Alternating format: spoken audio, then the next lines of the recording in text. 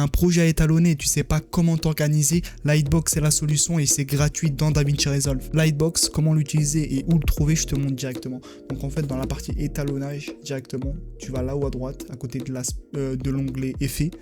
Tu cliques dessus et là tu as une visualisation globale de tous tes plans. Donc c'est vraiment pratique en gros pour vraiment l'organisation. Donc là j'ai aussi mis des drapeaux partout pour te montrer en gros comment on peut l'utiliser, même si je ne mets pas forcément de drapeau, mais on ne sait jamais. Donc là en fait tu as une visualisation complète. On voit que ce plan là il n'est pas étalonné, je te mets ici. Ce qui est pratique déjà c'est que, tu vois, imagine tu as beaucoup plus de plans. Et ça arrive en fait d'étalonner certains plans et après de passer à des autres plans qui ne sont pas forcément étalonnés, tu vois, parce qu'ils étaient le plus compliqués, donc tu as envie de les faire à la fin. Donc tu dois le retrouver et flemme de le retrouver, tu vois.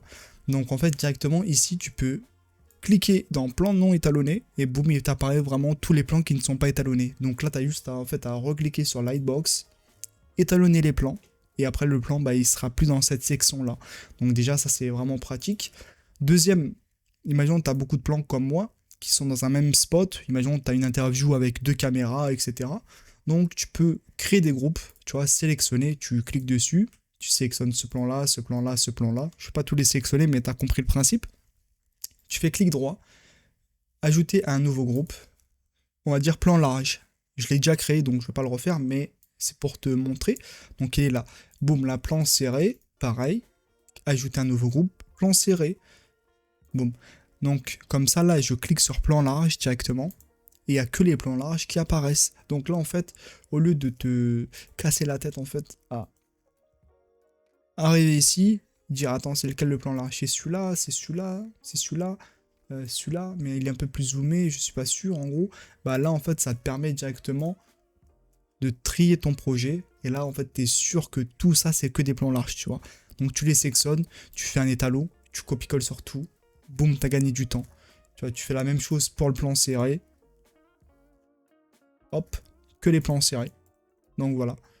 Donc vraiment pratique. Je vais te montrer aussi, il y a une autre façon aussi de l'utiliser.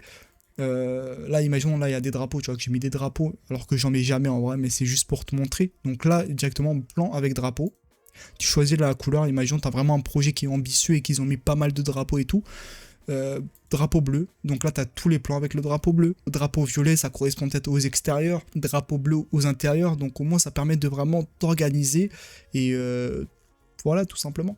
C'est Brian du Futur, j'ai oublié de préciser qu'on peut accéder directement ici en fait pour passer de l'un à l'autre. Donc on a le groupe, on a les plans avec marqueur, on a vraiment toutes ces facultés là qu'on peut retrouver directement ici sans pour autant avoir les vignettes. Donc quand tout a été organisé, on n'est pas obligé de retourner dans Lightbox pour switcher d'un groupe à un autre, etc. quoi. Donc c'était juste un point de précision. Et il y a une autre fonction aussi que j'avais déjà abordée pour les DCTL. Donc c'est vraiment pratique, c'est directement en gros quand tu le mets sur la timeline, donc là tu as le DCTL, tu mets false color, tu vois. Donc là en gros tu as la visu, même je vais te mettre saturation comme ça tu vois bien, tu as la visu en fait de la saturation générale du plan en question, mais là rien n'est affiché. En fait tu as juste à faire une mise à jour des vignettes et boum, 3, 2, 1. Donc là en fait ça te permet d'avoir une cohérence par rapport à la saturation. Donc là tu vois que tous les plans, enfin le visage, ce qui est le plus important, a la même saturation sur tous les plans. Donc au final, tu as une cohérence. Donc là, imaginons que tu as fini avec l'aspect saturation, tu quittes, false color. Tu reviens ici, mise à jour, boum. Donc là, tu as tout mis à jour, toutes tes vignettes. Donc là, en fait, ça te permet d'avoir aussi cette cohérence-là par rapport à l'exposition.